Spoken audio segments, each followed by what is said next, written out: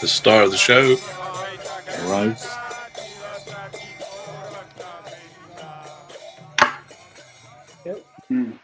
Dandavat Maharaj. Dandavat Maharaj. Dandavat Maharaj. Dandavat, a little late today. Dandavat Maharaj. Dandavat Maharaj. Nice to see you, Maharaj. Dandavat Maharaj. Who's that with you, Priya? This is Rocky. He's listening today. Very nice.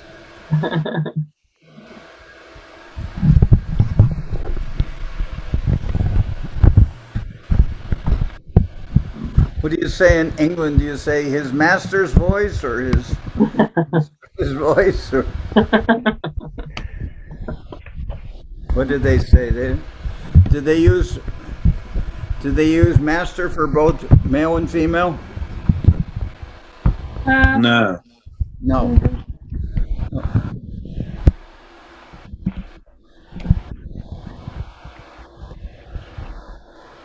Somebody doing the hoovering. Huh? Somebody doing the hoovering. I don't know what term you use then. Anyway, his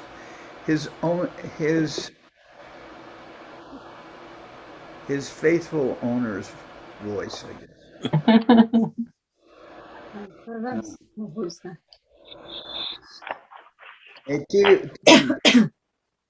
Gorachandra de Camisa Naranja.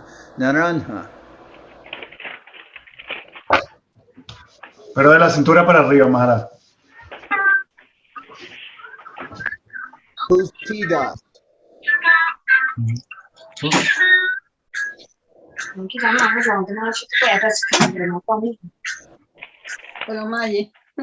Who is T-Dot? Maharaj, it's me, Darshan. You're G-Dos. Who is T-Dos? Darshan Krishna Prabhu. Huh? Darshan Krishna Prabhu. Oh, Darshan. How are you, Maharaj? I'm good. How are you? I'm good, Maharaj. Thanks. Who's that? Is that Sue Devi? Yes, David. Look. Hey, Sudevi. Hello. Hare Krishna. Hare Krishna. Hey. Hello, Sue Devi. Hare Krishna. Say Hare Krishna. Devi, say Hare Krishna. I guess the show. Let's say Hare Krishna. Hey.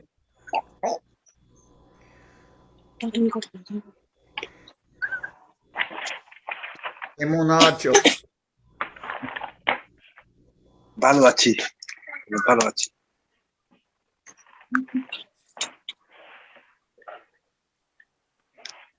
Hey.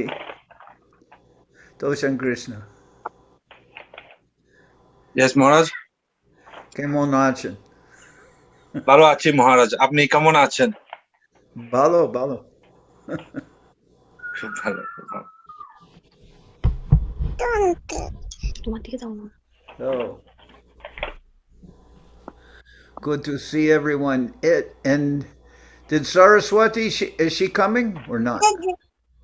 She said Dandavat. She's a little bit tired because she was helping Chaitanya to move. Uh-huh. She's still in Sweden. She's coming back tomorrow. Oh, did she finish yet her work there? Yeah, she's coming back tomorrow. So today is her rest day, right? Yes.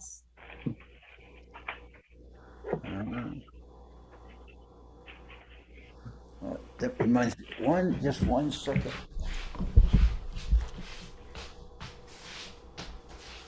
Let me check if she's.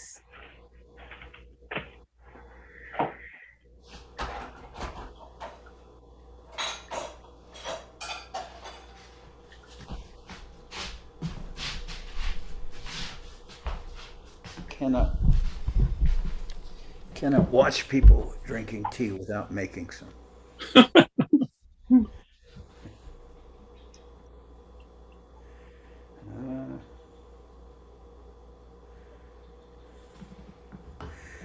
So, did you all have a nice Gaur Purnima, Jagannath Mishra Mahotsav? Yeah, we did actually. We didn't publicize it or invite anybody, but just spontaneously devotees came. It was rather lovely. And on both days, the devotees brought offerings, and we made over 30 preparations on both days. Yeah, we also had, an over the top feast each day. In fact, to the point where you can't even begin to eat everything. Yes. But as I was saying here, that like on the Kadasi feast on Mahaprabhu's appearance day, it's not austere by any stretch of the imagination.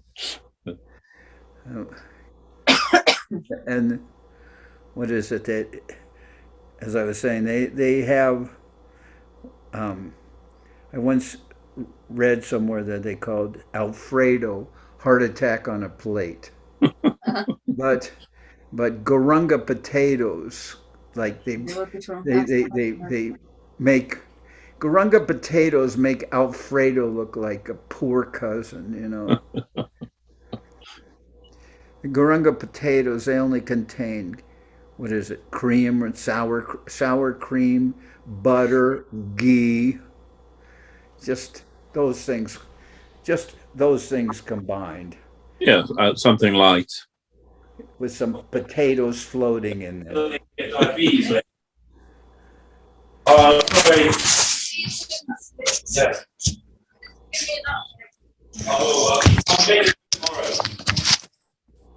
just need to mute that person, I think. And we had a couple. Well, here and in Mexico, we had one boy born here and one boy born in Mexico. Oh. All near to Gaur Purnima. So, well, one was on Shiva Ratri. But Yudamanyu Seva Vikram, he disappeared on Shiva Ratri. Yeah. So thinking of Yudamanyu, I named one of the boys here. I named Abhimanyu. Oh, okay. And actually, Abhimanyu was Yudamanyu and who was the other one? Uttama or I forget the other person's name. They were the two two protectors of Arjuna's chariot. Yudamanyu was on one wheel, and then I forget the name of the other person. And of course, Abhimanyu is the son of Arjuna. Yeah. So it has the Manyu in it. So I thought it fit okay. Yeah. And the other child was born more close to Gaur Purnima. So when we were doing the parikramas, I read the name Gauramani. So I thought that sounded pretty good. Yeah. Gauramani. So that's in Mexico. Here we have Nilamani, and then in Mexico we have Gauramani. Golden jewel. Yeah. How is everyone there? Good, yeah. I did 4 days of virtual parikrama and somewhat of an adibas of the virtual parikramas. And they're on our Facebook page. I'll eventually put them up on YouTube. But Nice. like the last one was 4.5 hours long. Wow. The other ones are about 3.5 hours long. So that's because they're in English and in Spanish. And they have Yeah. and I have Ashram Maharaj and Puri Maharaj with me, and there's all kinds of references to the Navadip Dham Mahatmya, because everywhere we went, we read the whole thing. We're reading the whole thing, and the whole thing in both English and the whole thing in Spanish. So, it took some time. Yeah. But with the pictures, it's a pretty. If somebody hasn't been on Parikrama, it's a pretty comprehensive view of Parikramas. Mm. Of course, not everyone wants to sit through 4.5 hours, maybe, but if somebody does, they can, they can watch it. They can eat their dinner. They can, you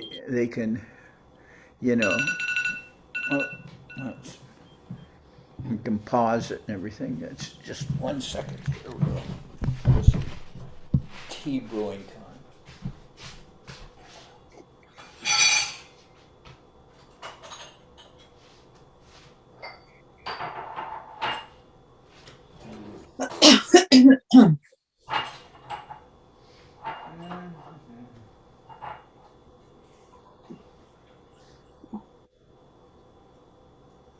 Question from Krishna today. No.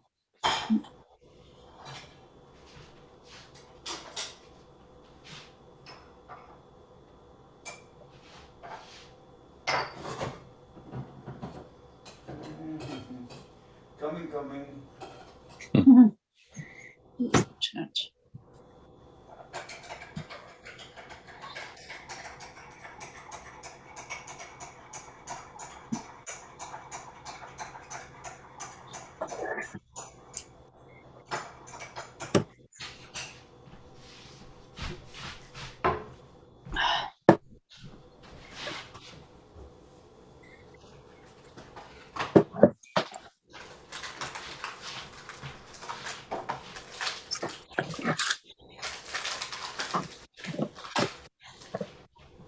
Okay.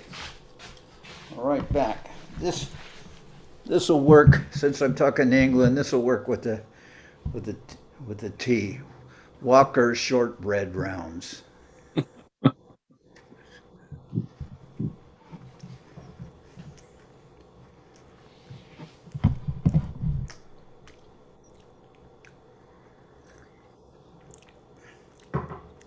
These are actually very good.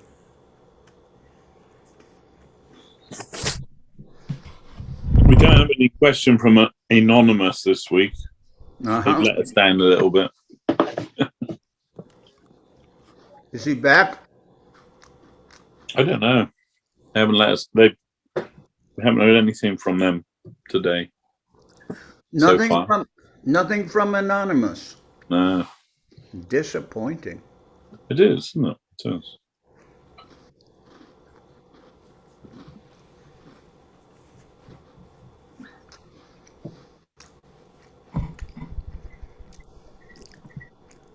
Oh, there's Falguni. Hello, Falguni. Hello, Maharaj. How are you? I'm good. I'm cooking. What are you cooking? Well, I'm making coconut cookies with banana, with dry banana that they need to go somehow. Very nice. First time. Let's see how it goes. Maharaj, I have a question. Is there any recommendation? I have never been in Gaur Purnima, and I could see by the classes that you gave with Maharajas that is very long and tiring. Is there any tip or, I don't know, recommendation that you can give so you can be more prepared mentally when you go and be maybe more receptive? When you go to what, India? If you go to India for a Gaur Purnima. Yeah, you'll just, oh, it'll be such a wonderful experience. You won't have to prepare for it. You'll be very happy just being there. Okay, that's true. Oh. The only recommendation I would make is if you go for Gaur Purnima, go, don't arrive there just at the time of the Adibas. If you can get off work long enough, get there a little early so that you'll have time to adjust to all the time changes and food changes and everything you'll need to just like prepare yourself. If you're on a limited schedule, I figure that you can get there. Say you had 2 weeks off, like maybe most people had more than that, but say you only had 2 weeks off, then you can kind of figure that the Gaur Purnima festival is going to last, minimum is going to last 7-8 days, say 8 days. Festival set for 7 days, but you'd be the Parikrama Adibas, then 1, 2, 3, 4, maybe 5 parikramas, then Gaur Purnima, 7, and then you need the 8th day is the Jagannath Mishra Mahotsav, which is the big feast. Then you'll need 1 day at least to get from Kolkata to Navadvip, and at least 1 day from Navadvip back to Kolkata. So that's you don't want to necessarily just go right straight to the airport. So there you've already got to 10. So if you had say 2 weeks, you want to use the other 4 days, I would say, to either adjust in Kolkata or to adjust in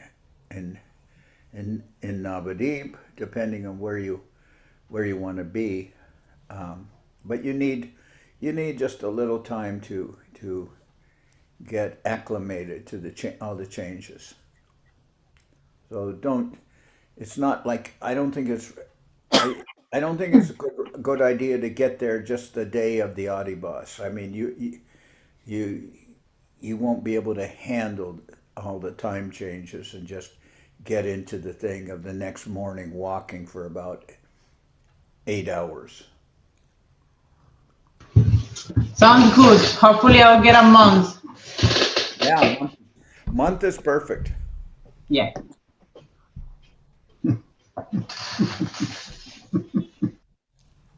You get a month, you can even maybe even go down a day or two to Jagannath Puri.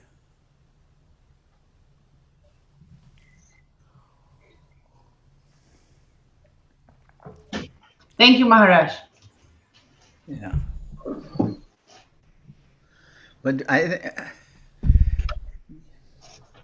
if you get a whole month, maybe even get there for, I don't know, if you get there a month, will it cover Nityananda's appearance day and then Gaur Purnima? I don't know if all that would come within a month. But it's very close, so yeah, we have done it.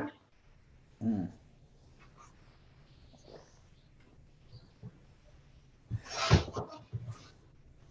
But you guys run your own business, right? Kind of. When we are able to run a business, now we are not able even to open. You can't open yet? No. You're doing takeout, right? Yeah. But I mean, like, that is minimal in comparison. So we need to open fully, but the government doesn't allow if you don't have a garden until May. Don't you? Do you have like an outside sidewalk place where people can sit down and eat? Yes, but it has some regulations that if you cannot comply, they don't allow it. And we have like 30 centimeters short, so they don't allow us to put chairs on the street. So we need to keep doing takeaway for April, and then we'll be able to open on May. Yeah, actually, I'm in the same situation here because although we had maybe 60 people here for Gaur Purnima, you know, officially, I would if anyone comes, if anyone calls me, they say, "Oh, there's this." I just say, "Oh, we're on lockdown. We're closed." And that's if they call. And if they don't call me, if they just show up, then I just say, "Put on a mask," and then you can go in the temple. Oh, that's good. No, here you have marshals on the street, so you cannot do that because they will find you out so quick. They are very good doing that. They will what? They will find you. They will shut you down and they will find you big time if you do For something. what? Not wearing a mask? No, like opening when they tell you that you have to be closed. Well, I don't think we have to be closed. I think they allow. Places to be open. I think religious places can be opened. Yes, some of them can be open, like they call it essential and religious places like supermarkets and pharmacies and bakeries and things like that. Krishna consciousness is essential. It's essential, yeah. Yeah. What is this? From Lavanya Moidi Vidasi's iPhone. I think she's offering you some money, Maharaj. How was that? What's it say? It shows someone crying or laughing. I don't know. Who knows? It says she's saying if you get caught, you have to pay £10,000 fine. Oh, she got fined 10,000 quid. She didn't get fined, but if they were caught out, then penalty is £10,000. Ugh, man, how terrible is that? What is a lot of money. All kinds of. That's how they try to keep people kind of. There we have. From getting. We have the whole youngster flock just came in. So let's see. Here's. Oh, nice. What is this? Rao's homemade farfel. Oh, farfalle. Okay. Very nice. Put it on the table. Okay. Here, you can put it on here. Okay. Del Amore, a family tradition since 1895. Extra expensive. 1890. You know that means it's Okay, good. good. And organic. And what are these? Potato rolls. Potato rolls. Okay. We can roll with this. We can roll with it. And Maharaj, those were some amazing programs. here, you can come around. They can see you. Here. This is really beautiful. This is Karuna. There you go. Tell everyone your name. My name is Ethan. Ethan. Hey, Ethan. When Saraswati takes initiation, we'll give Ethan a name too. Yes, Jai. Thank you, Maharaj. And this is Karuna. Karuna. And this is Madhurima. You can wave Madhurima. Can they see you? Jai. And then we have Leela, who's still in the papoose category. You can come around with. She's in the little backpack. Yeah, you'll have to. Let's see if we can angle it so you can see. Hey, Devashis. Hey, Nachi. There's Leela, alias Papustas. You can see. All right. And Saraswati and Vaidehi. Saraswati's doing the Samadhi offering today. Yeah, good. Okay, and then we'll fix up for you and Lavanya. Oh, yeah. And for Lavanya Sundari. Okay. Sounds good, Maharaj. Okay. So good to see you. Okay, good. Thanks, Maharaj. You can leave the door open, I guess. Such a nice day. It's really hot. So, is it nice weather there in England? Yeah, we've had a bit of yesterday particularly was the hottest day in March since 1968. All right, nice. Yeah. It's been really nice here, and I mean, I was waylaid with all the parikramas and the Gaur Purnima and whatchamacallit, the Jagannath Mishra Mahotsav, and I think just about after that, I just woke up, and then during the day, I just went to sleep for about 2 hours. Yeah, I can relate to that. But yesterday, I resumed walking by the ocean. Nice. Very nice. And you have there that nice, very nice park, the Virginia. What is it? The Virginia Lakes. Virginia Waters. Virginia Waters. Very nice. Nice walking there, right? Yeah, it's beautiful. I think I got this time. All these times I get to go walking at the Virginia Waters. That's wonderful. And also, how far is that from East London to the Virginia Waters? Oh, it's a long way. Yeah. An hour and a half. It's, you know, like from where we live to Hatton Cross is about 100-mile round trip. Oh wow, that's quite far. Yeah, I mean, you can go shorter way through the city, but it takes longer. So I usually go on the motorway around. So it's a little longer distance, but quicker in time. Is that Lavanya?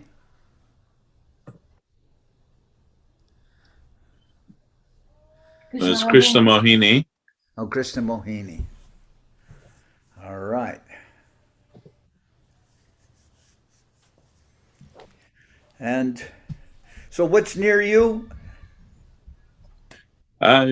We have Greenwich Park, and just up the road from us is Oxley's Woods. So there's quite a lot of different places nearby to where we live.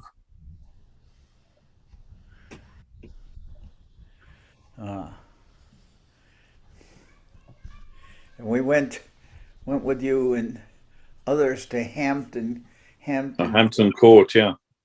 Hampton Court for the divine pastimes of Henry VIII. Yeah. Quite a likable chap, right? Yeah, if you didn't get on the wrong side of him, yeah. You could lose your head if you were. Yeah, good. It was okay being around him if you didn't lose your head. Yeah. I wonder if that's where that song came from. They used to have some song with their head tucked underneath their arm or something like that. I think that refers to what was it? One of the wives of Henry VIII. Anne Boleyn, I think, was it? Yeah. Yeah. Not very likable. No. I guess that's one way of solving the no divorce clause in the Catholic Church. Yeah. Well, that's why the Church of England appeared, because the Pope wouldn't let him marry his brother's wife. So he said, all right, then we'll just leave the Catholic Church and I'll start my own church. And he became the Pope. Yeah, basically. Yeah. Even to today, the monarch is the head of the Church of England. So. Really? Yeah. An unusual parampara, isn't it? It is. Yeah. So everything's, I guess, returning to normal, and I'm trying to. Most of the devotees have gotten. Well, the devotees who are living here in the ashram, who tend to be several of them are elderly. Well, we've got most of the ashram has gotten vaccinated, but not persons who are living outside, but pretty much they're trying to I think something similar in England. They're trying to vaccinate everybody by the end of May. So I'm hoping whether everyone gets vaccinated or not, I can't really control that, but I'm hoping to maybe open up the temple completely, if possible, by Nishinga Chaturdasi. Wow. That's ambitious. Well, you know. One thing they've also announced is that what I heard is if somebody has the vaccinations, even if they have COVID, they can't spread it. Uh-huh. Which is interesting. And in one sense, the masks, as far as I understand, the masks are to they don't so much protect you, but they protect other persons from you, right? Yeah, I think that's the general idea, yeah. So if somebody is vaccinated, then whether or not they, at least in terms of the temple, need to wear a mask or not, I don't know. That we'll have to have maybe devotees who are vaccinated will be required to have a tattoo on their wrist. Yeah. Or on their forehead. Yeah, or we'll mark them with one of those things they use at concerts that to go out and then it glows.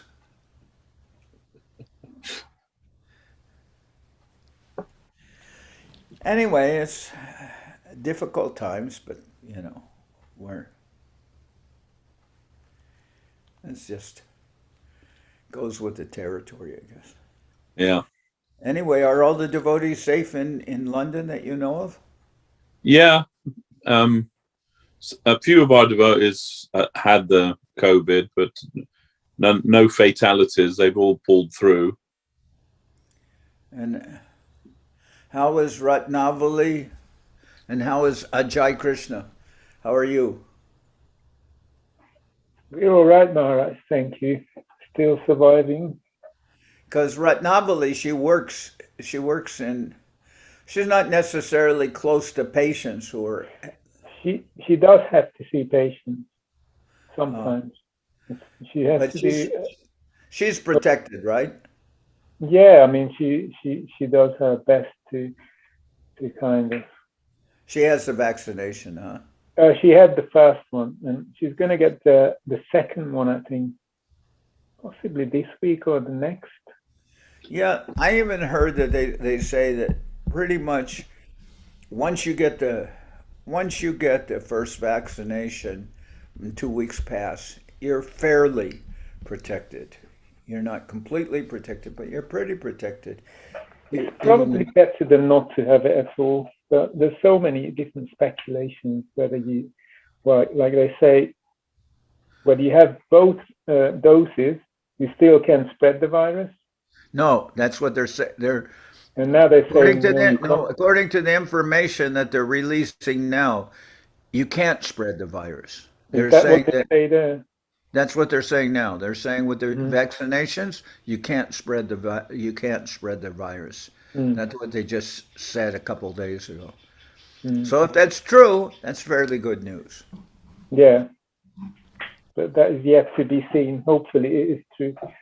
Well, I don't want it to be seen. I just, even if they tell me that, there's this vaccination contains pig whatever or this or embryo or whatever, it's like just stick it in my arm and go away. Yeah. Just stick it in my arm and be quiet. Don't tell me anything more. I've heard enough. I don't want to know anything more. Whatever in it, just stick it in my arm and be done with the whole thing. I can't. And besides that, many things border on the realm of conspiracy. And as far as I'm concerned, if something's a conspiracy, you'll never know it. If it's really a good conspiracy, you can speculate all you want.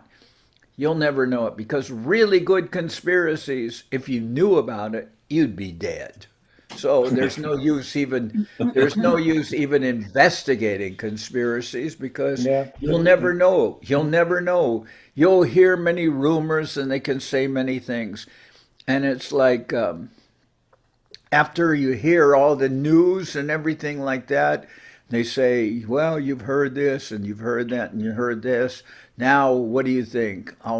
Then my answer will be, I'll have a Coke. That's my answer. After I've heard this. Okay, so now you know this and you know that. What should we do? Bring me a Coke or maybe a Fanta or something like that. It's just like, it's like what they say, information overload. Yeah. There's only information I want to know is, like something about Mahaprabhu, Gurudev, the devotees, the chanting of the holy name, doing some, what do they call it? Super spreader Harinam Sankirtan.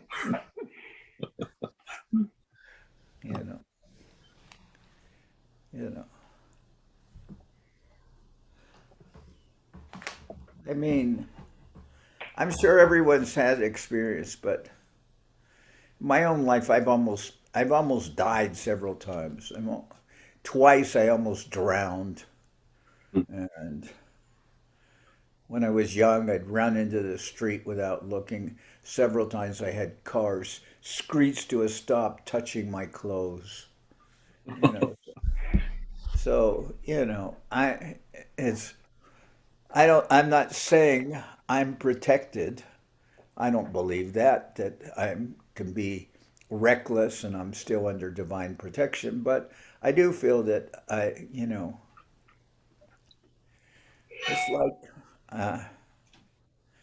it's like one doctor said to me, he said, "Oh, you must know someone in high places," he said to me. And I think, well, yeah, in one sense I do, I know people in the highest places. Gurudev, and I'm very happy in a sense with life in general. I honor, I'm not even going to debate religion with people. Religion, you're getting to the idea of localized conceptions if you deal with normal religions. You're dealing with localized conceptions. It was, to a certain extent, what the participants were able to digest or hear. That's what religion is all about. But I don't really believe we're dealing with religion. We're dealing with the eternal reality of the soul's relationship with the Lord. And, and even if a person I talk to, if a person is a complete atheist, and it doesn't in one sense bother me so much in the sense that I feel that anyone who can't recognize that life itself is a spiritual experience, or if you want to use other terminology, that life itself is a mystical experience, or however you want to put it. If you can't perceive that, then there's something limiting about your vision. Because, when you came out of the womb, somebody hit you on the behind and made you gasp, and you had started your breathing, and you've been going on since then. And, you can't You can't tell me that what you're perceiving and what you're happening is just completely logically explainable. You know, I don't think you can say that life as an experience is logically explainable any more than you could tell me that, oh, thought process is coming from the brain. Oh, really? What about entities that don't have brains, that do have thought processes that they can show? How does that work? And even, and you cannot show me where is the mind, where is memory. You can't cognitively show me those experiences. You cannot localize those entities. You can't point them out. I don't know if the word is correct, but you can't point them out anatomically or geographically in your body. It's not possible. That's why it was very rudimentary conversation, but when Prabhupada one time told me we're going for a walk, he said, today, and he pointed to me, he said, you will be the material scientist. So, initially I did start out, I was pointed in that direction after when I graduated from high school. Because of the Sputnik craze that was going on, the Soviets had launched the Sputnik, and they wanted as many scientists and engineers. I was pointed to college to go into science, and I did. But, when I had a little bit background for a couple years in science and everything. Not like the Bhaktivedanta Institute where they're all PhDs and everything like that. Like Puri Maharaj, who used to be, what is his name? Bhakti Mata Puri Maharaj? Yeah. Yeah, and what was it? What was the one who left our mission? It was named, who was born in the air? Dayada Garanga. Dayada Garanga. Did he pass away? Yeah, he did, yeah. He was a bright boy. Took a wrong turn, but not. Yeah. But I didn't have that kind of background, but Prabhupada did ask me take the role of the material scientist. So I think I've related this, but it can be repetitive. I don't mind. It's that, I told Prabhupada, I said, well, we will not debate with you whether God exists or not, because that's outside the range of confirmation, or what's the word, corroboration by science. Right. We won't debate with you whether God exists. In fact, we'll even give it to you as a given that, for the sake of discussion, that your God, Krishna, does exist. I thought that was a generous dispensation. And then I said, we will not say, in the same way, we will not debate whether the soul exists. We'll just take that as a given that for the sake of discussion, the soul exists. And then I said, but here's my premise. I will place or create all the right environment and chemical compositions and everything so that your Krishna will put a soul into my laboratory. That he will, and this way I will provide all the optimum conditions in a beaker or a test tube for your Krishna to place a soul in my beaker or test tube. Is that acceptable to you? I can tell you it wasn't acceptable, obviously. It was a rather short-circuited conversation. Because obviously Prabhupada wasn't going to fall for that. So he just, when I said all those things, he just said, "You rascal scientist. You will not tell Krishna where he will put a soul. You will not, you rascal scientist."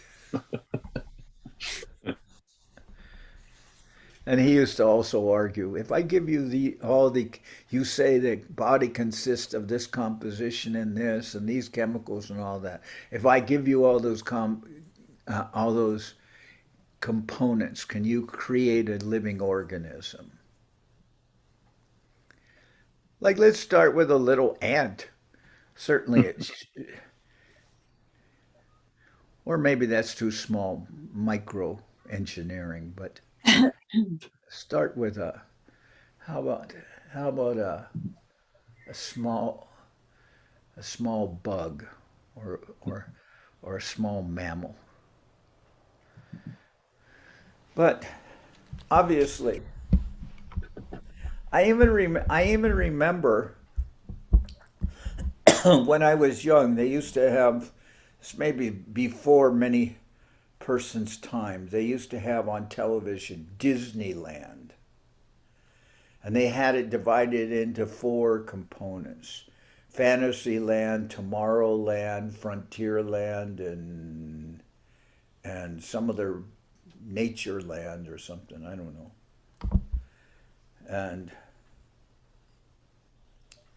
And they always used to say, by the year 2000 or something, like 2005, 2010 or something, you'll be able to take a whole meal which will be contained in a big tablet or pill. Have you had any of those 5-course dinners lately? I haven't had anybody even talk about that, right? Yeah. Nobody can give you a meal in a pill. And then they used to say how we would all be going to Mars, the moon. I mean, living there. There'd be colonies. Right. Obviously, that never happened.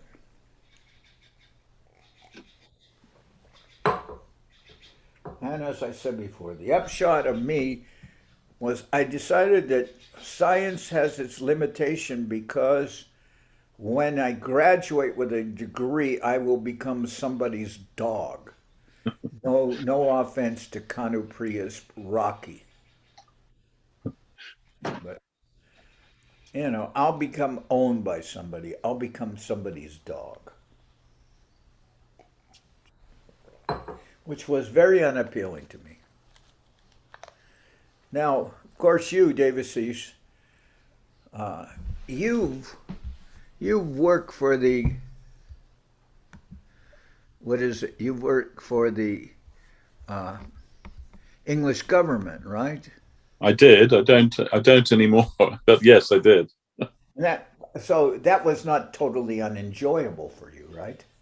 No, I mean, I've enjoyed some of the posts, especially when I worked at the House of Commons. I like that very much. Did you get to suggest to them any new bills? No. I did ask the speaker if we could. Every day they have what's called the speaker's procession.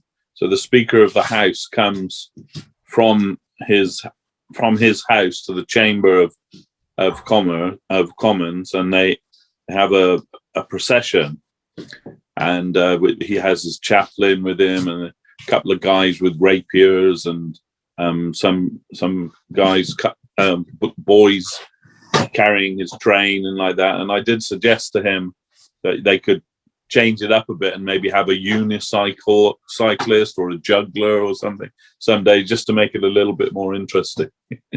And he said he would give it some thought. It never happened, though.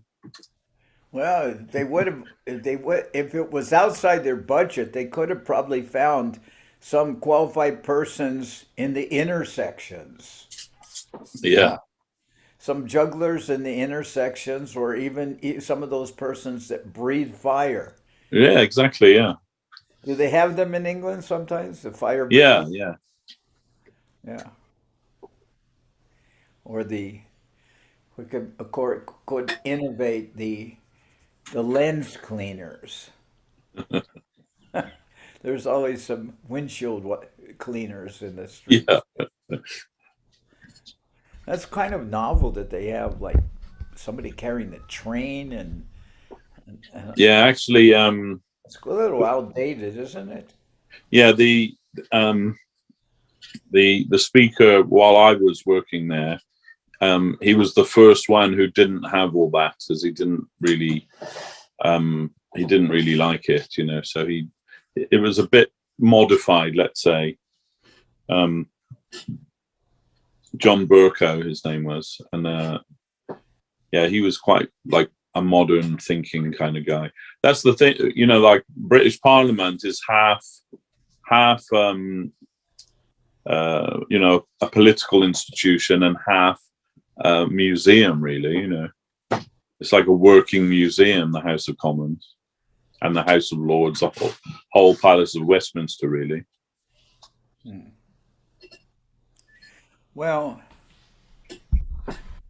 I guess it sounds a little outdated, but I guess compared to some of the political innovations we've had here in the last 5 or 6 years, I would say it sounds preferable. Yeah, I kind of liked it, actually. I kind of liked all that, you know, all the pomp and ceremony, and they, you know, they have prayers before they begin any business and in the house, and kind of like all that tradition. Yeah, it was. And one of my jobs was preparing the chamber for the MPs and for the Prime Minister and the Speaker and everything in the morning before they open them, and I would unlock it to let the members of Parliament in, and I was responsible for filling the water for the Speaker and the Prime Minister and the head of the opposition. And so every day I would give them water that I offered to Guru Maharaj. Oh. But without tulsi leaves. Well, yeah, without the tulsi leaves, yeah.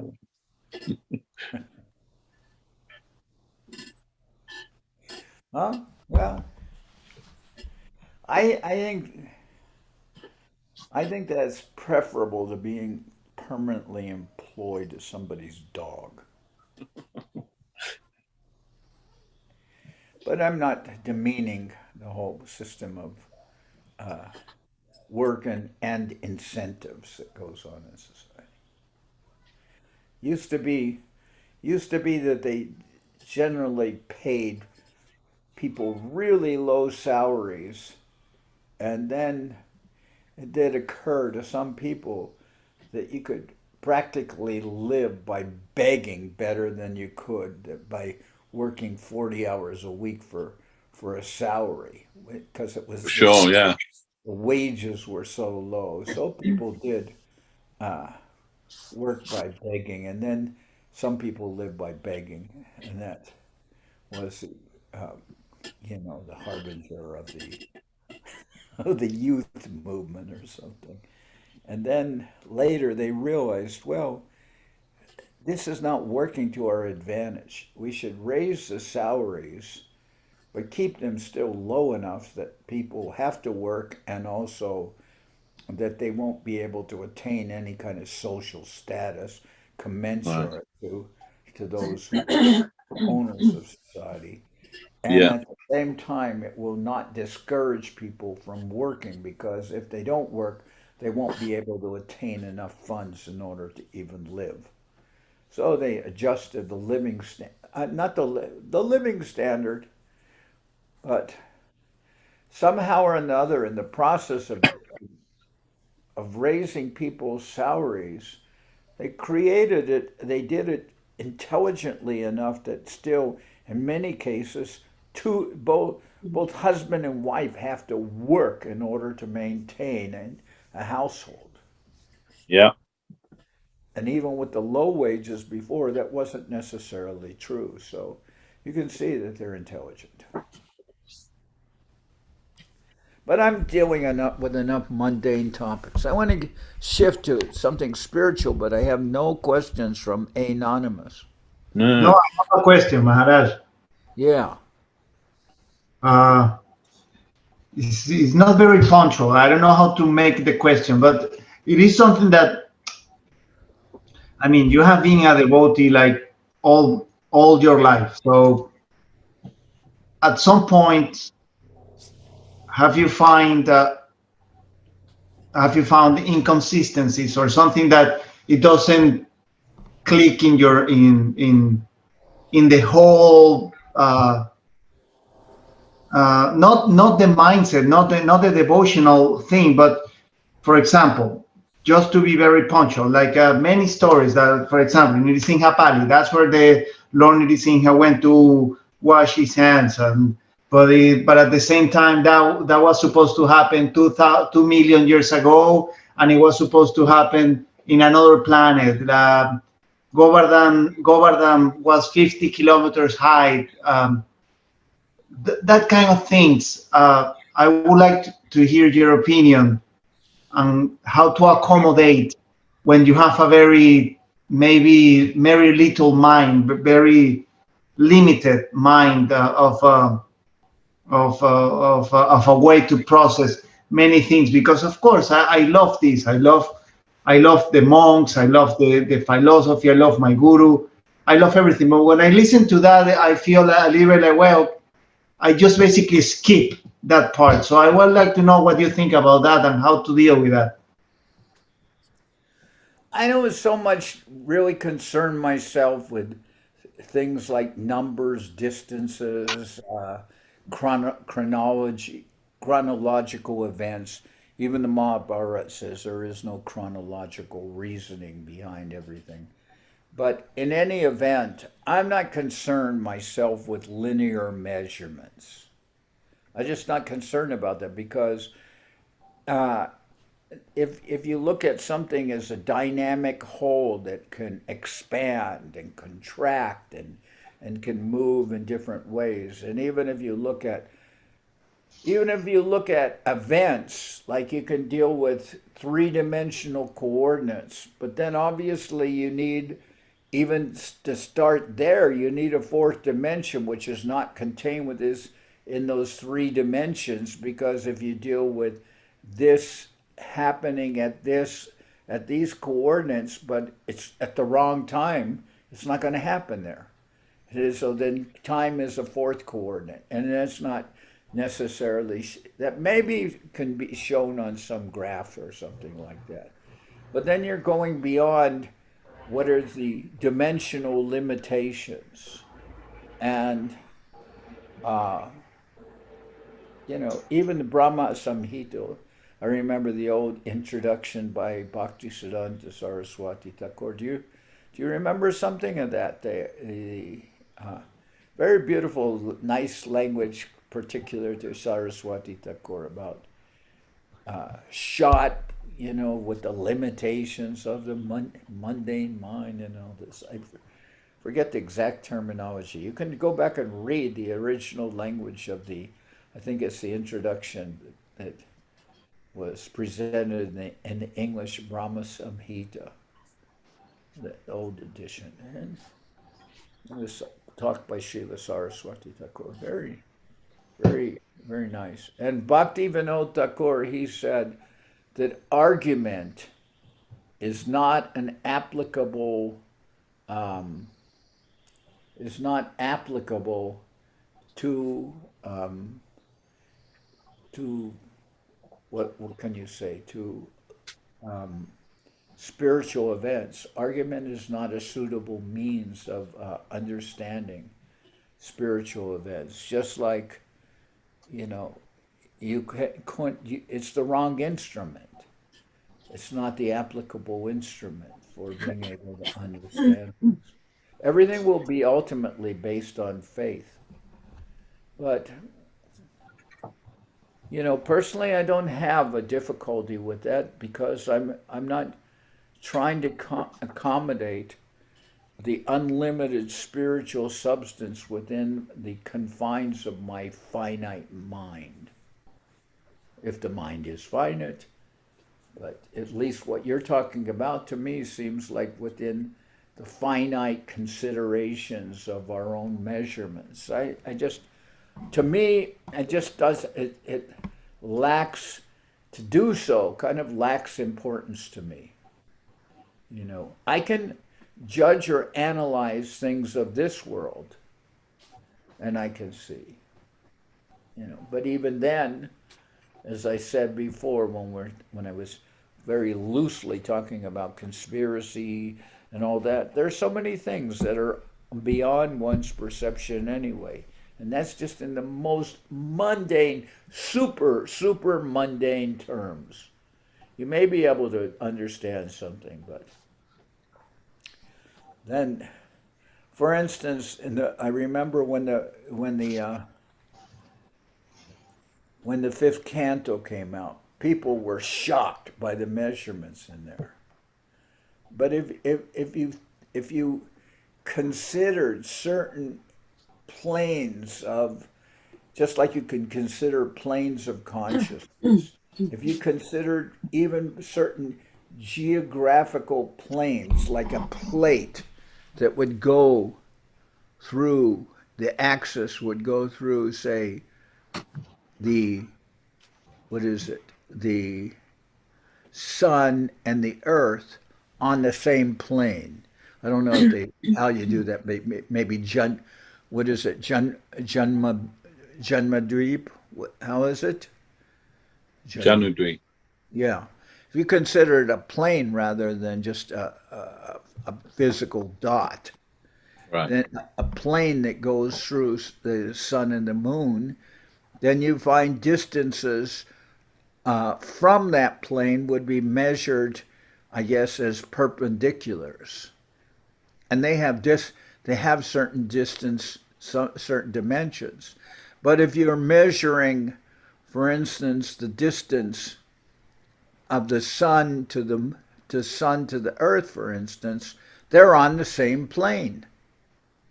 The plane is going through the sun and the earth. So in that way you could see distances relative to that plane. Why choose distances from the earth to some other place? Why not consider everything as existing in place? Anyway, I could understand just by reading the Srimad Bhagavatam, not necessarily that I had it all figured out, but I could understand how certain statements, which were seemingly paradoxical, how they could be accommodated. But I didn't lose too much sleep over it. I didn't lose too much time over it. I just figured, I'm not really so concerned about it.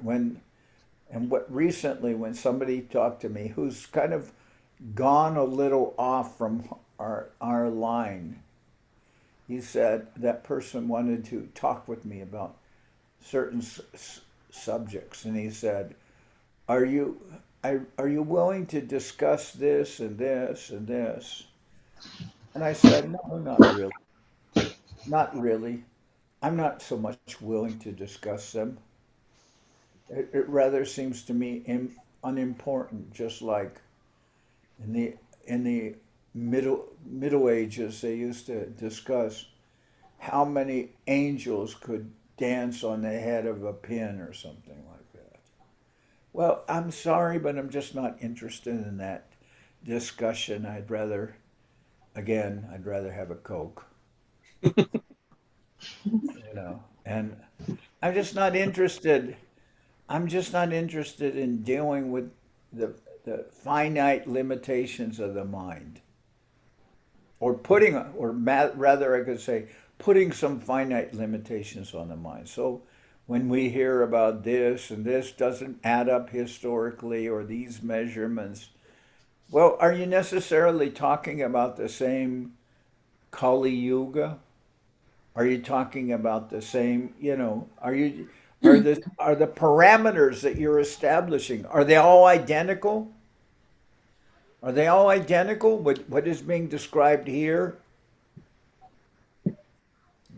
Oh, I don't know. I don't know. Yeah, of course. That's the answer. I don't know.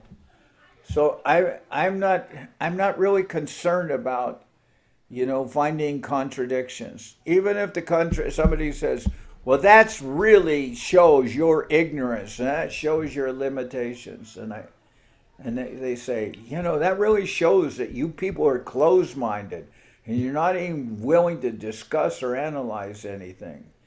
Doesn't it? Shows your closed-mindedness. And I'll say, all I can say is, in answer to that, whatever. Whatever.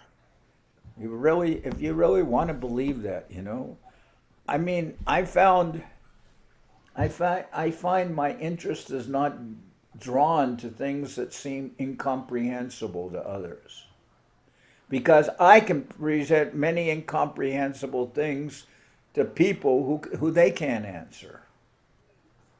And I think a lot of things that one experiences in Krishna consciousness is based on one's own personal realization.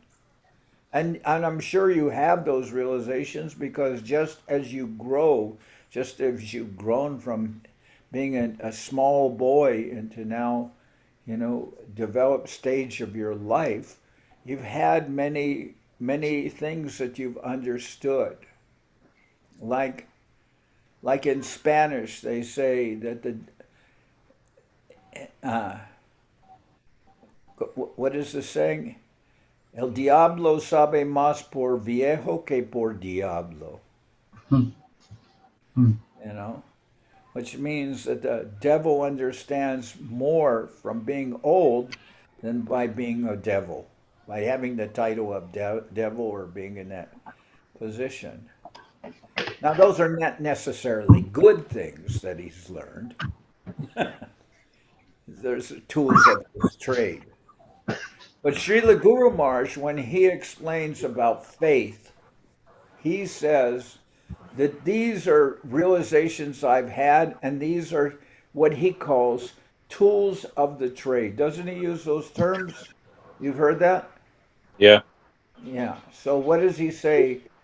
Like, what is one of the...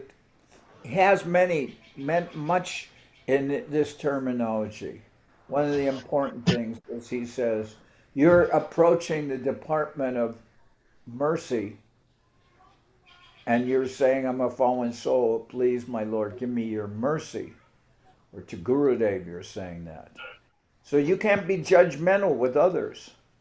If you are, then you're a hypocrite. How can you ask mercy for yourself, and you want to be very strict and apply the letter of the law to others? That's hypocritical. How can you ask mercy, unlimited mercy for yourself, but to others you won't show a drop of mercy? Why? Then Guru Maharaj said, so avoiding this, fault finding, that is one of the tools of the trade, and he understands that by realization. So in the same way, there are many things. If you hear and see what Guru Maharaj has taught, there are many understandings that are not there just if you read for a straight understanding from the Shastra without hearing from the Vaishnavas. And what is the Shastra itself if it's not coming from the Vaishnavas?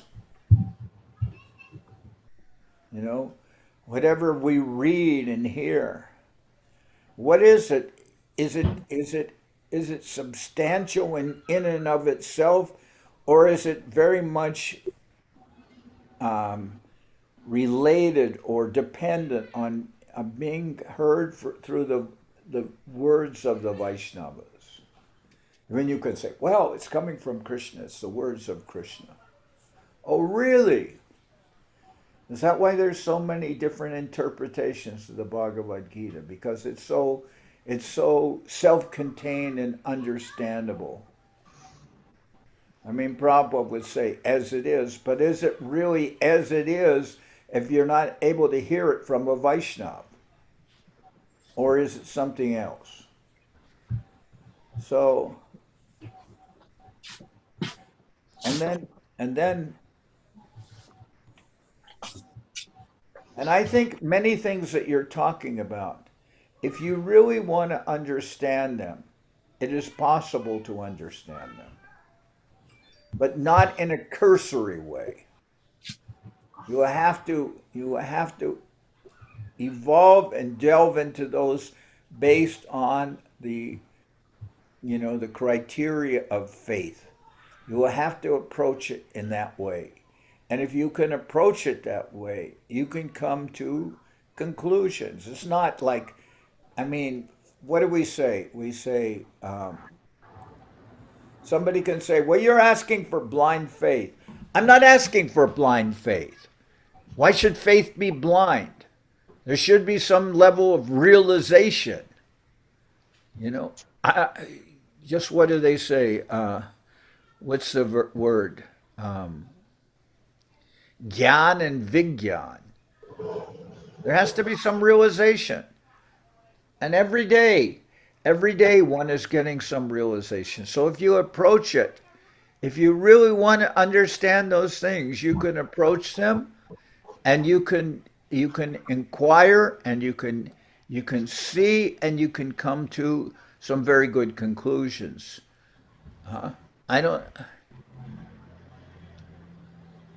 just like when I think it was Bon Maharaj returned from England, then he wasn't wearing normal dress and he didn't have a shiko or anything like that. And then they said, why is this? And he said, well, they asked questions that cannot be answered. And then Srila Guru Maharaj asked, like, what are some of those questions? And then he began to ask questions, all of which, incidentally, Guru Maharaj answered. He presented this. They asked questions that cannot be answered. But strangely enough, Guru Maharaj could answer all those questions. And then Srila Bhaktivedanta Swami Prabhupada was there. He said, today, what do you say? Today, India has defeated the West. Europe has been conquered by Asia. What we see nowadays, Europeans and Americans, they can't accommodate that Asians can intrude upon their territory. But the very Christianity that they follow is somehow or other a faith or a religion or a virus which has come from Asia, right? But we could say this pernicious element has come from Asia and has conquered even the Asians. What is that element being? Faith, the different faiths. Why do people, when they're chanting Gayatri, why do they face the east? What is in the east? Oh, the rising sun, yeah. So where does the sun rise? I mean, what direction are you facing? If you go east, where do you get? Well, it depends on where you're at, I guess. If you're in the middle of the Pacific, you'll come to America. And we'll say, and what has come to America? What has come to England? What has come to anywhere?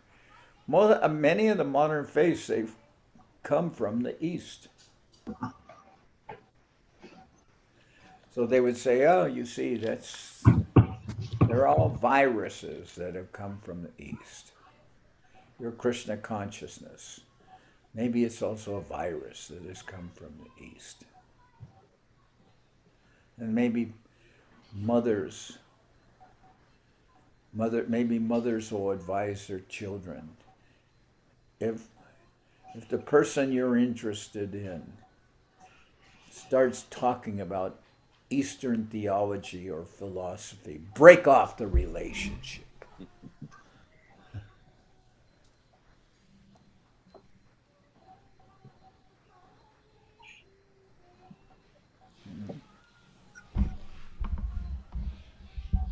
But everything is ultimately based on faith.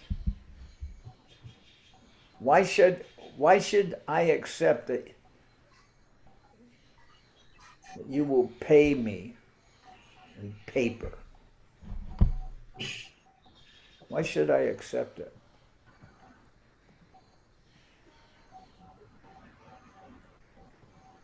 I remember when I was young, my parents, the dollar bills and stuff, they used to say gold reserve notes. Not all of them said that, but some of them said gold reserve notes. And at that time, you could exchange those gold reserve notes for gold. I think at the time it was like $32 an ounce or something like that. So they did exchange some of the dollars that they had for gold. But where is that gold now? I don't know. Well, I guess it's all for the best, because what is it? The fifth place for the personification of Kali is where gold is being hoarded. Although I have somewhere, I have one gold Kruger. I don't know if that's enough to attract Kali. I would doubt it. But but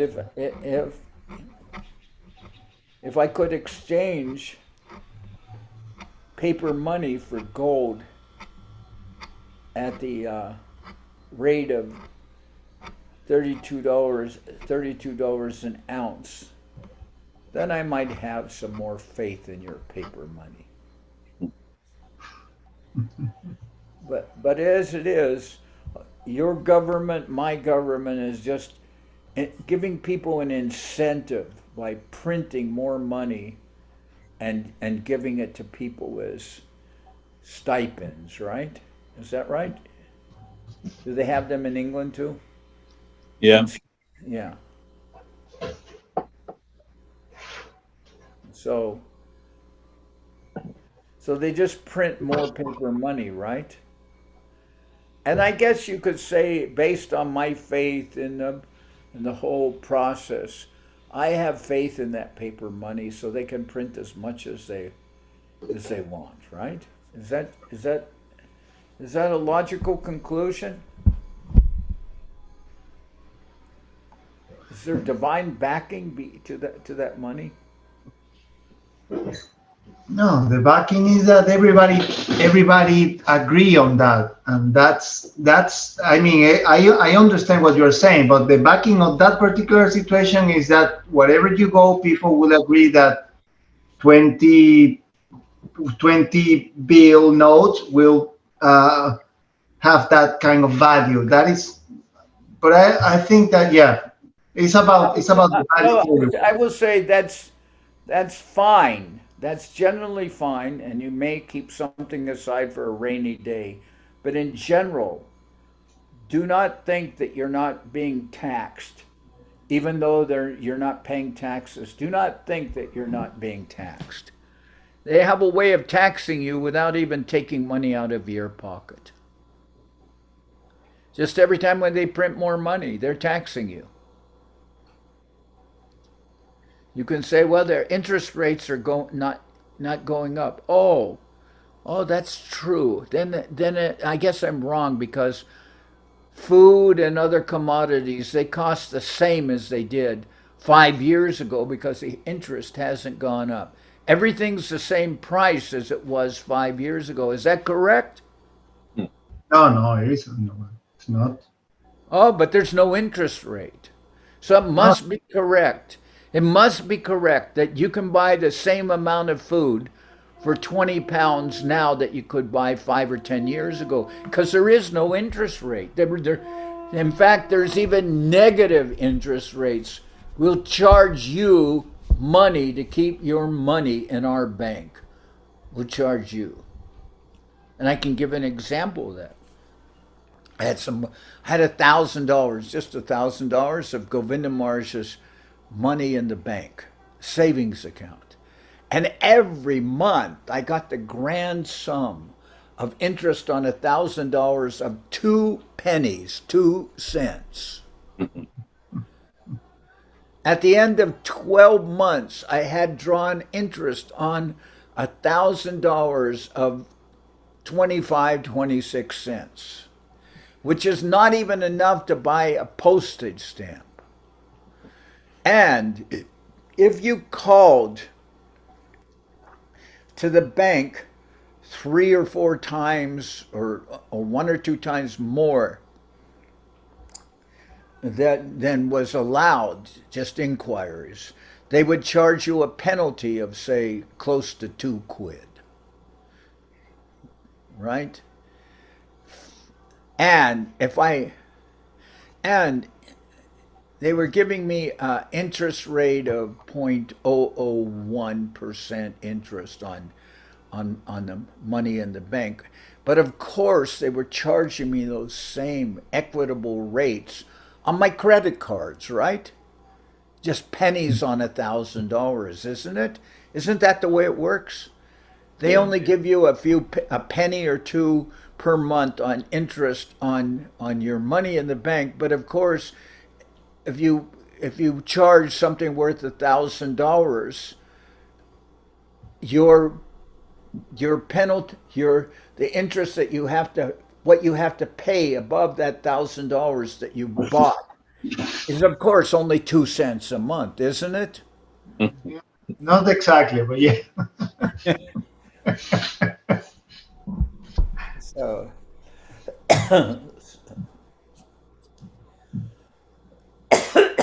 so I'm saying you can, if the personality of Kali is there where gold, and I guess you could say figuratively speaking, where money is being hoarded and your money is being devaluated without you ever spending it, then maybe you're better off giving it towards Krishna conscious activities rather than just keep it without spending it, and it's going to be worth maybe half the value in 10 years that it was worth before. Now I don't know. Or you can spend it on something valuable to you, like maybe a trip to the French Riviera. If you speak French. Can't do that now, Maharaj. You get a £5,000 fine if you do that now.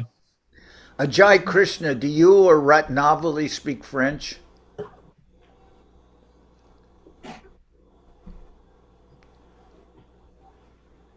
No, Maharaj, you don't speak French. Well, then the answer is simple. You'll just have to fly to the Hungarian Riviera. I'd love to do that, but I'm not even allowed to do that now. Is there a Hungarian Riviera? Well, there isn't. It's not by the sea. There's a big lake. There's a really big lake, which they call the Hungarian Sea, but it's not a sea. So, is Ratnavali there? She was here a moment ago. Yeah, I saw her. She'll come back in a second. I guess.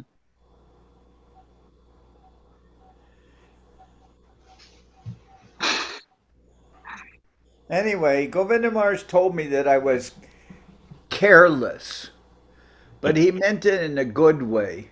He meant what we not what we would call careless. He meant it as carefree. That's That's not to say I'm not without anxiety. But there's a limit of how much anxiety I can have. And when it reaches a certain level, my reaction is, you know something? I don't really give it something. I don't really care. It's not a concern of mine. I can be anxious and have certain level of distress or anxiety. But when I get to a certain level, I'll just I'll just step outside, close the door, and say, I don't say to myself, I don't want to hear any more about that. So don't bring it up again. That's kind of the way I feel about things. I don't like to keep things in. If I get really mad with somebody, I'll just maybe scream some obscenities at the person. A very calm way of being a sadhu. The sadhu, just like Govinda Maharaj, he told me once my horoscope, he said, I think what did he say? He said, I have Rahu in the second house or something like that. So he said, I cannot wait to tell.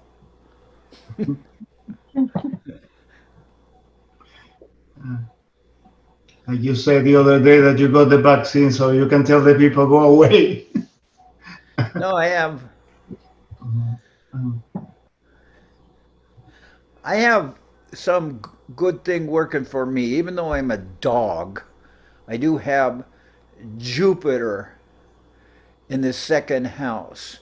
So when it comes to religiosity or spiritual topics, I can at least talk a good game.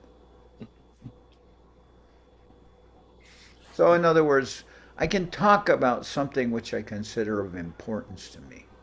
Spiritual, quasi-spiritual. Well, I would say Brihaspati in the second house. How's the speech? It's not so bad.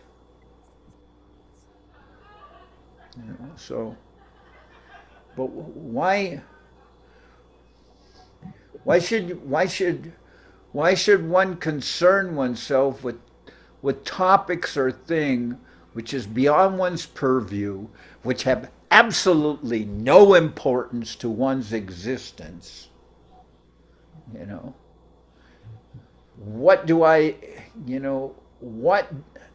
sounds sacrilegious, but why do I really care how high, according to measurements in the past, this mountain was or that mountain is, and how high is it now, and what do I care?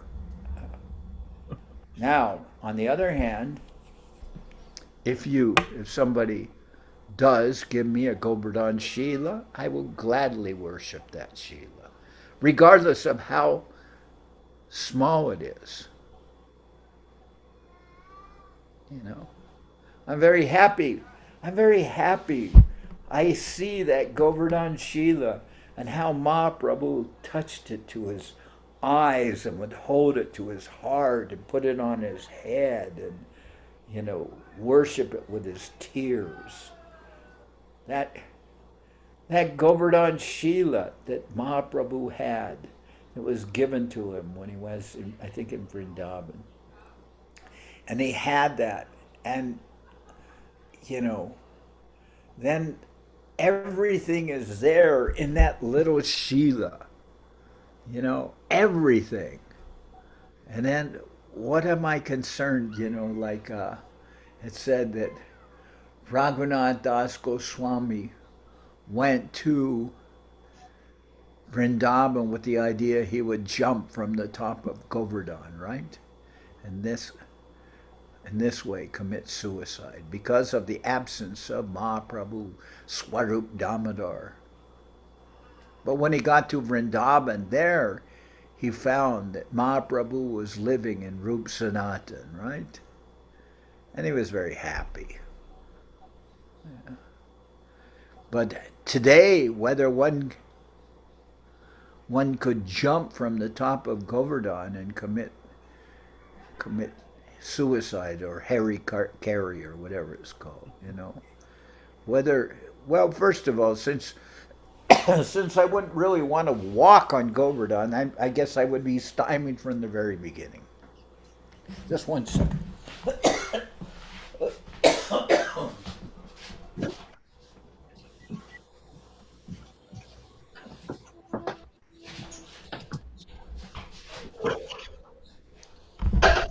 No. As far as my frame of reference to be able to measure things, do you know that since I was younger, my height is actually decreased? Although my girth has probably increased, but my height is decreased. And that is due, I guess, to compression of vertebrae. Now, when I was young and I was in India, I would sometimes work in Mumbai, and sometimes the train would be an express train, and it wouldn't stop in Parley Station, which was near Juhu. So I would just jump off the train where it was moving. Maybe that helped decrease my height. By jumping from moving trains. Although I would think it would have been compensated by hanging from trains, which we did, or hanging from buses, which we also did. But now I'm no longer engaged in those calisthenics. What are they called? What's the correct pronunciation? Calisthenics. Huh? Calisthenics. Yeah. Well, I'm no longer engaged in beneficial exercises like that, like stretching myself from hanging from a train or hanging from a bus door or something. So I've become shorter. So what can I say about measurements which are decreasing? That this mountain used to be this high and now it's not anymore. Maybe. But to speak of those measurements, even my own measurements are decreasing.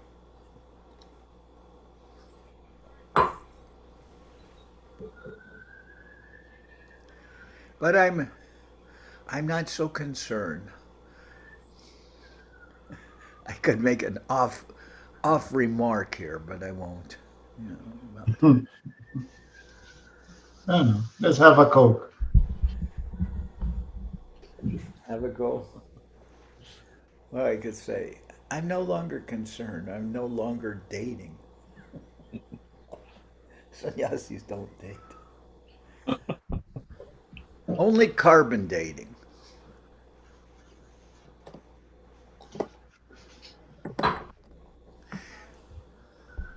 Can they measure how old you are in terms of how many lives you've been on the planet by measuring your carbon? Is that possible? No? What do you think, Ratnavali? Never gonna happen, Maharaj. Never gonna happen. No? Never. Well, it's quite a shame. But Krishna says, what is it? Sarvasya chaham ridi sanivishto mata smritir jnanam apovanam cha. Mata smritir jnanam apovanam cha. So, apovanam, that forgetting, must have some purpose, right?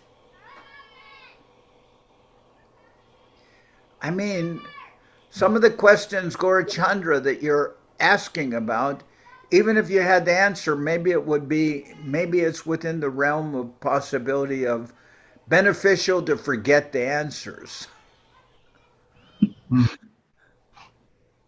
I have I have some information probably stored anatomically within me about my past lives. But luckily, I've been able to forget that information because it's totally irrelevant, unnecessary, and was just another lifetime avoiding Gurudev and avoiding the Lord, you know. And we see that Gopa Kumar and the Lord, Gopa Kumar, is it? In the Brihad Bhagavatamrita. Yeah. Is it Gopa Kumar? Yes. Yeah, Gopa Kumar. Yeah. So the Lord says to him, how long I've been waiting for you. So what does it good? What good does it do to remember these things? Although I can remember when I was young, I think in high school, I once memorized answers to a test that was given to me. Somebody ahead of time gave me the answers, and it was multiple choice questions, and I memorized the answers to those questions, like BACE, Basibaka, and I can still remember that very pertinent information. the letters that I used to cheat on an exam. That I can still remember, that very useful information. Have no idea what the questions were. I just can remember the letters to the answers.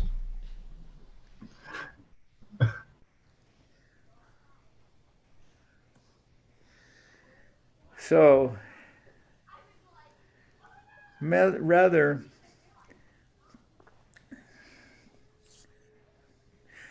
I feel that sometimes knowledge is a hindrance. I'm not saying that I'm anti, what is the word? I'm not against knowledge. I'm not anti-intellectual, so to speak. I'm not. But I have seen so many devotees go off track depending on their mind. They've gone off track. And where does going off track on your mind usually lead to? Somehow or other, I don't know why, what the connection is. It leads many persons to what I would call becoming sahajias. I don't know why there's that correlation. Why is there a correlation between persons becoming overly indulgent with their intellect or their mind and becoming sahajas? Why is that connection there? Devashis or anyone, can anyone answer me? Why does over intellectualizing things lead to sahajias? I guess one possible understanding is that it leads you to presuppose that you know more than our divine guardians. Yeah. And you're not willing to take guidance from those who are actually capable of guiding you. I'm not accusing anyone who poses any questions of being in that category. Certainly not. I think questioning is healthy. But but why is it that persons who want to, why is it that persons who want to what is the word? Become overly, I don't know. I guess it's related to the original question that Guru Maharaj asked to Govinda Maharaj. He said, can you follow me and not your mind? So if you can't follow Gurudev and you're following your mind too much, somehow or other, I'm not trying to denigrate anybody. I'm just saying it takes you beyond the realm, what is it? Takes you beyond the realm of I don't know, of accepting guidance, I would think. Anyway, I'm just not posing it.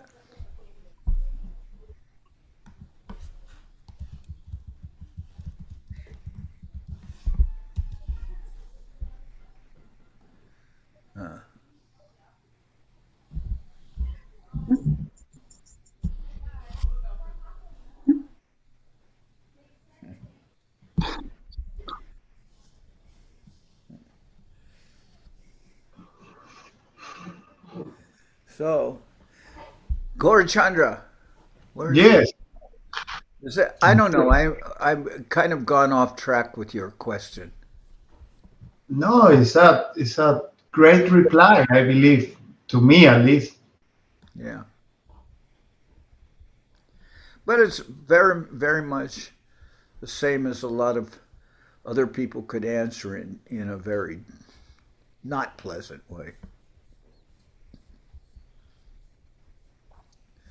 You know, people like somebody, if I say something out of line, you didn't say anything out of line. Your question's very good. Somebody Well, the idea was not. somebody asked me a question during one of the programs, and I just said, "Cállate."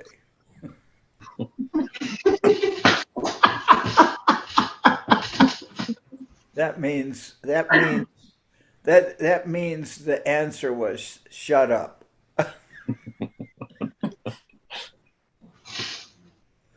It was said in a humorous way because I just didn't want to be interrupted at the time.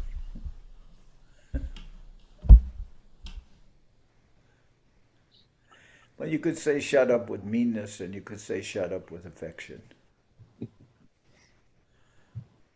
Like maybe a mother would say to her daughter or son sometimes, be quiet.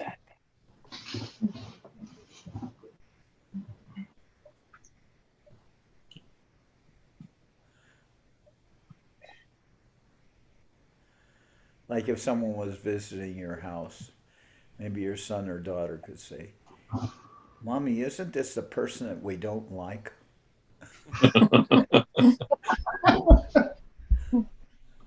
you just say, be quiet.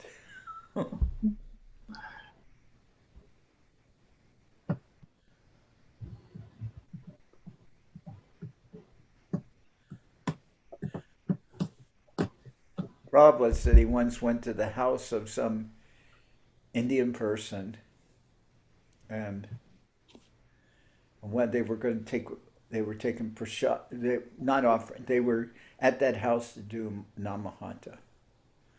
And the little girl lifted the lid on one of the pots and said, Chicky.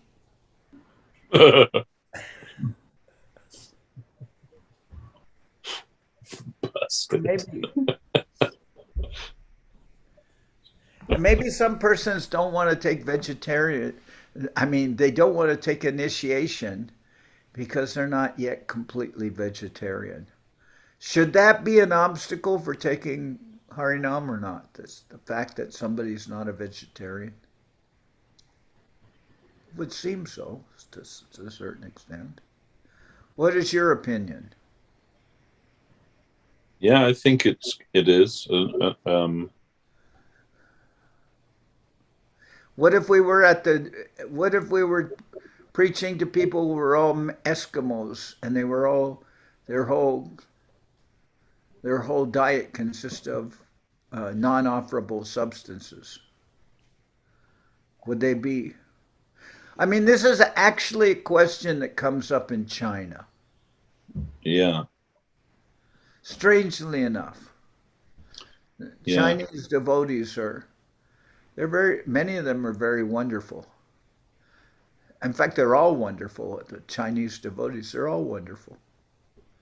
But not everybody in China is suited to be a vegetarian.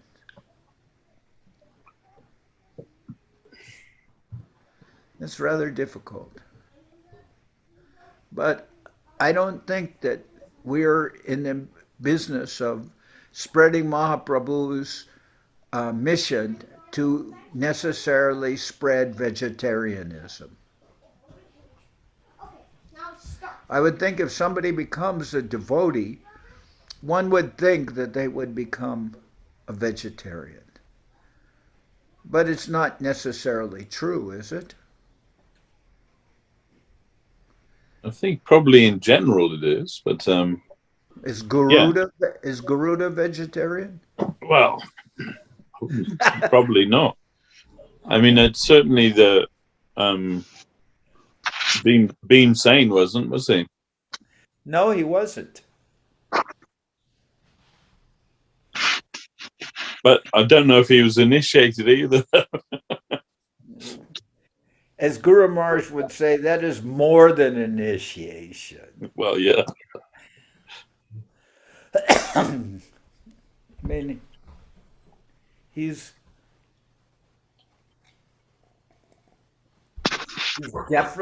directly in service to the Lord, being favored by the Lord.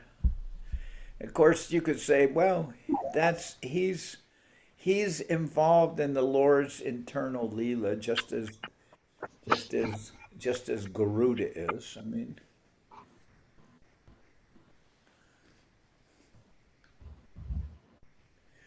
once I heard a story also about a man who was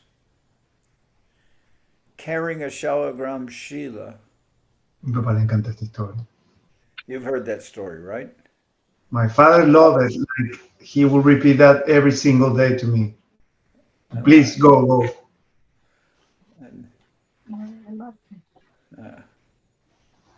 And apparently that man carrying the Shalagram Shila, had to, so to speak, relieve himself or something. Somebody ardently criticized that, and he said, how can this be?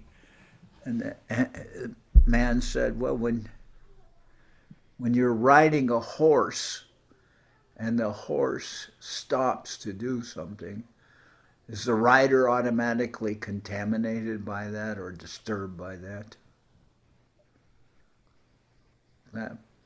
Now, these are all kind of Sahajya type comments. But I think I've heard some of them from the mouths of devotees, so I don't dismiss them. Even maybe some of those persons who were stating them were our acharyas too. And, so I think I don't know. There's probably an exception to every rule, isn't there? Well, I know one time I was flying, this was a long time ago, I was flying on Pan Am, and I ordered a Hindu meal.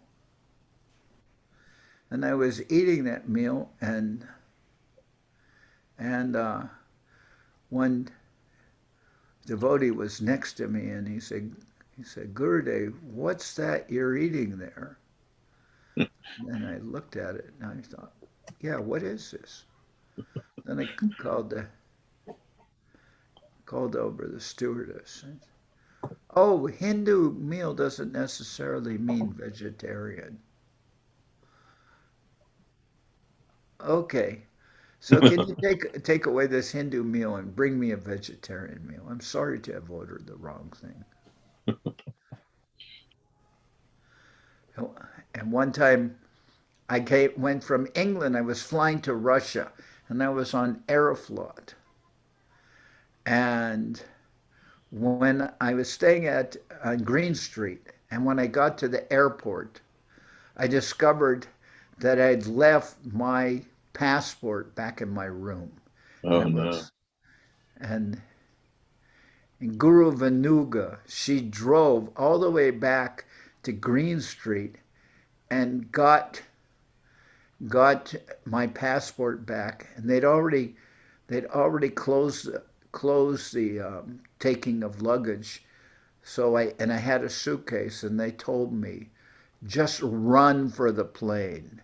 And I carried the suitcase with me to the plane, went up the ramp carrying this big suitcase, I was just sweating like some kind of a, like some kind of a varaha. I was sweating. And I got on the plane. I somehow or other the bag was, although big, it still fit on the X-ray machine. And I got to the plane. I put it on there, and they even took the plane above. They took the suitcase and put it in the closet, so I was safely on the plane. Then the stewardess came and she said,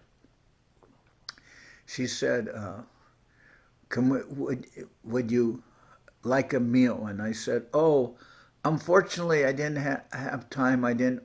I forgot to order a vegetarian meal. And she said, there's no problem. I can bring you a vegetarian meal. So I said, fine. And she brought me a vegetarian meal. And I was wondering, what is the distinct taste of this vegetarian meal? And I saw that my vegetarian meal certainly didn't have any unauthorized substances on it. But aside from those substances, it was the same as everybody else's meal. Just that they'd taken off the meat from the plate. But the peas and the potatoes and everything else was there with a little bit of enriched taste. I was thinking, how good are they on this Aeroflot Airlines that even without requesting a vegetarian meal, they've given me a vegetarian meal. And then I had some suspicion when I looked at the person next to me and they were eating the same meal as myself, but with meat on the plate. And there was a distinct taste. Since I was not born into a Vaishnava family. So, and Govinda Maharaj once even said about someone, he said, is a cigarette stronger than one's devotion? Now, I'm not encouraging people to do wrong activities. But I remember when I was in Mexico, there was one devotee whose son, she was separated from her husband. She could not afford to maintain her son. So her son was given to stay with her father and mother, with the child's grandparents. And the grandparents insisted on feeding the boy meat. And she was extremely distraught about that. She asked me, and if I would have gone by the book, I couldn't have encouraged her so much. So I asked Govinda Maharaj, and he more or less told me, she shouldn't worry about this, not important. So she had some solace by that. And some years passed, and now the boy is a full-on strong devotee, despite whatever he may have experienced in that time. Mm. And at one time, one devotee was, one sannyasi godbrother of mine, he was put in jail.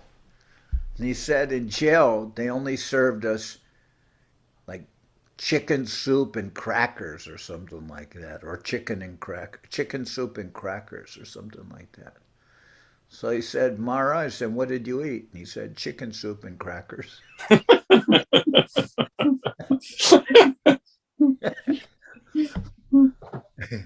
So these are not very good answers, I don't think. These are not very good answers. Then And I don't know, maybe give me your opinion on this. One devotee called me because someone passed away in her family. And she said her cousin was there. And her cousin had a dog named that she got in December or something. She named that dog Tulsi. And that she was saying, should I get angry with her and tell her that she should rename her dog? Her dog's name is Tulsi. I said, no, I wouldn't bother with it. Now, I don't know if that's a good answer. I cannot say that my answer is good. But I knew one very good devotee. She used to name all of her animals, like, parrot name, some name about Mahaprabhu, and a peacock that had this name, and a dog that had this name. They're all spiritual names. I guess she had given them all initiation. So maybe the question is then that this cousin of the devotee not being a devotee, how could she give the name spiritual initiation of the name Tulsi to her dog? Well, she's not a guru. Or is that the question? Or is the question that the dog shouldn't have the name Tulsi? Well, I would say probably the dog shouldn't have the name Tulsi. But do I want to, do you necessarily want to deal with that subject? Would you? Yeah, there was one of our devotees here named his dog Narayan. Well, I knew devotees that named their sons Sridhar, and one person named his son Prabhupada. So Govinda Maharaj commented, that means all the time you're Sridhar, don't do this, or Prabhupada, Right. don't do this. You're naturally correcting your son. Yeah. But I guess the same thing would hold true if you named your son. You could name your son Gopal, or not the name of a spiritual master. In the same way, you'd be correcting them. Yeah. But I wouldn't want to name. Kanupriya, she had the name Rocky for her dog. I think that's a good name. Better, yeah. Rocky. And one of our god sisters, her daughter was called Hladini, and Govinda Maharaj told her, you can never chastise her with that name. What was her name? Hladini. Oh, Hladini. And she said, you should never speak harshly or chastise her with that name.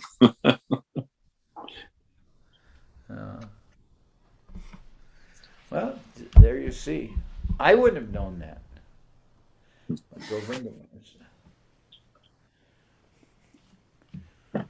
I'm just saying, I'm not really, even when it comes to these things about,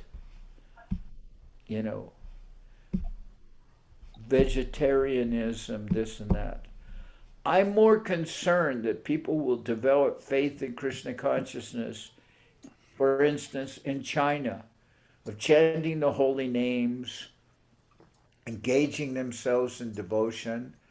I'm more concerned about that than that they necessarily become full-fledged card-carrying vegetarians. I did hear Guru Maharaj once said that the non-vegetarian theist is better than the vegetarian atheist. Yeah. And there are whole sects of vegetarian atheists. Yeah.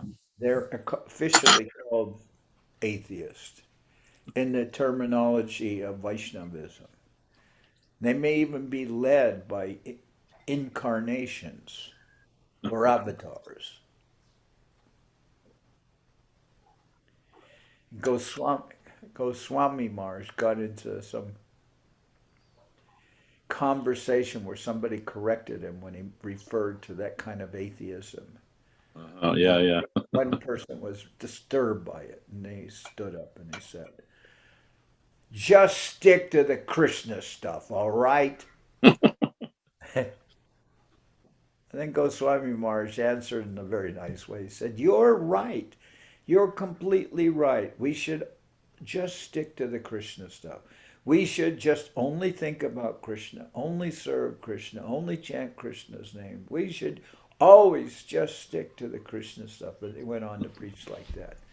So it was a good answer. He didn't become taken aback. And Goswami Maharaj, when it comes to dealing with things, he's actually a very cool customer.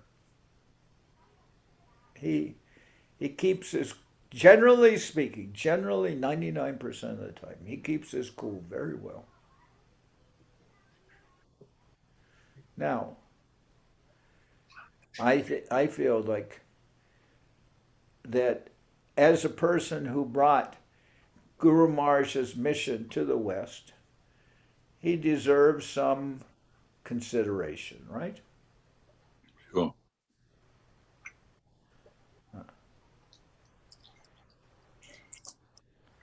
And as a person who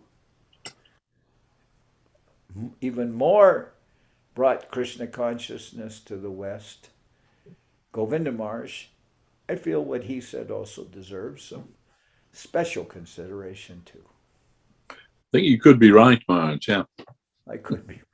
I could be right. So, do we have another pertinent question? What I'm saying is not only not pertinent, but I would say it's impertinent. Kanupriya, are you still there?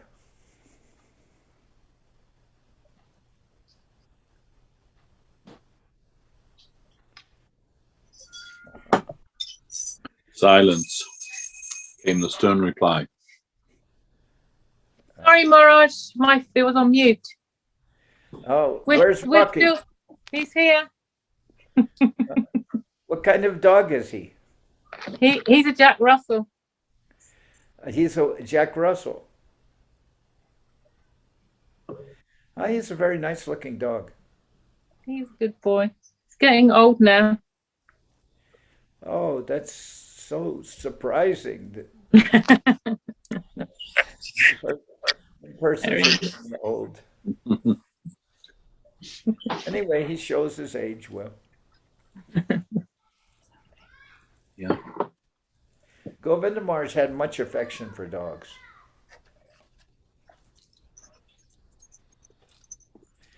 And as Bhakti Vinod Thakur says, if I take birth again, let me even take birth as a dog in the house of a Vaishnava. And it says that Mahaprabhu, where's the place where Mahaprabhu, if even a dog from, where is it? Do you remember in the Navadip Dham?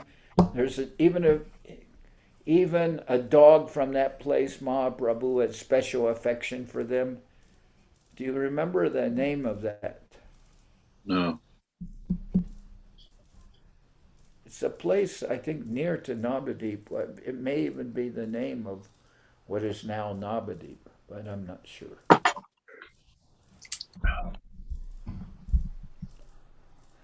And there's some reference that even the persons who kept pigs in a particular area, they were dear to Mahaprabhu. But why would somebody be keeping pigs? The sanitation department. Okay, so I think it's now way past lunchtime, is it? Dinner time, past dinner time. Yeah, it's 9:15 here now. How did it get so late so quickly? I'm just running on. Okay, well, I think for today we'll end here. Maybe next week Saraswati will be back. Yeah, I think so. And I think, people are a little worn down from so many activities. We've had a lot of activities. We're in a new year.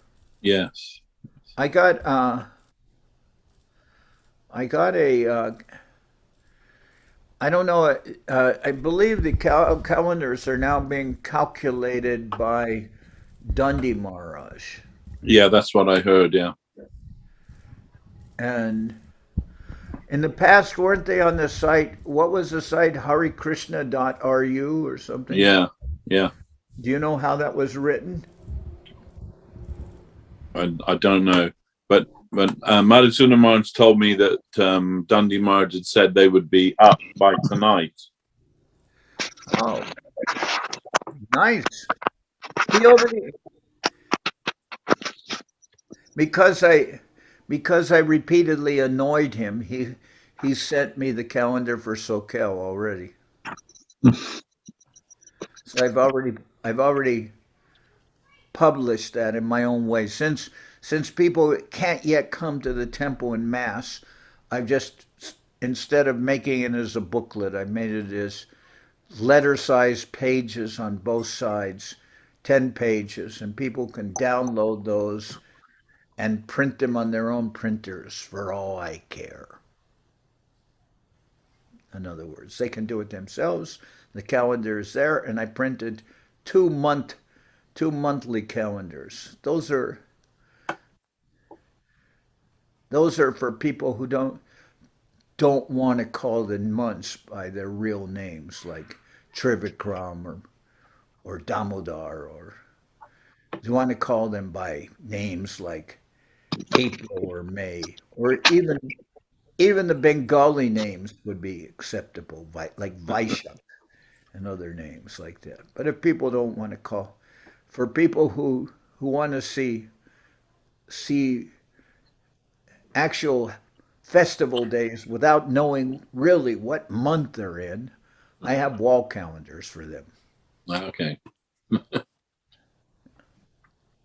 But the booklet calendar tells you what month we are in according to the actual Vaishnav month.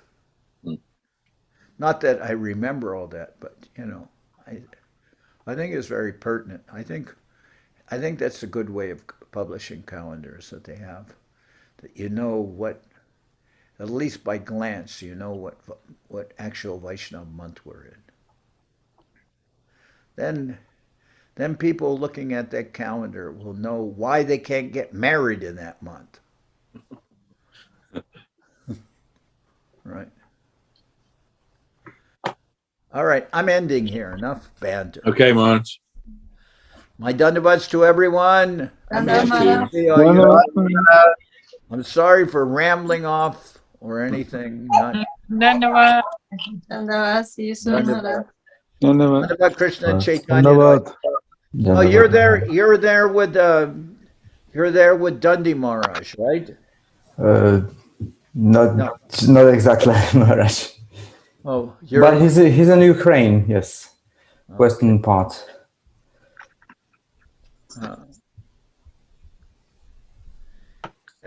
So,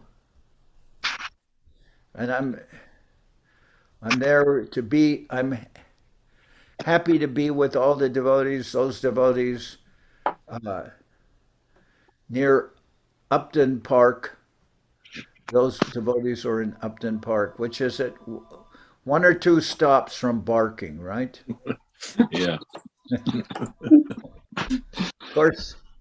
Indeed. Rocky's not concerned with that. Okay, my Dandavad pranams to all of you. Dandavad pranams, Faustini, how long have you been there? You should have corrected me when I was saying all this nonsense. You should have. No, Maharaj. Yeah, I was there for like last maybe 45 minutes or so. Yeah, I joined late. I'm sorry. Yeah. Okay, I was happy to see you. Happy to see you, Maharaj. Yeah, Dandavats, Maharaj. Yeah. Dandavats. Dandavats to Tarun, Krishna, Toshan. Toshan. to Ragamayi. They're all living there. And they don't. Do they still live in the ashram? Yeah. Yes, Maharaj. We are still in a temple. How old is Sue Devi? Today we just a town in 2 years. Just 2 years now? Yeah, just 2 years. Yeah, this month. Okay. Auspicious month. Yes, Maharaj. Okay. Dhanyavad. Dhanyavad, Dhanyavad Maharaj. Jai Krishna. And also Ratnavali. Well, this week we didn't have with Sumanta, right? She's there.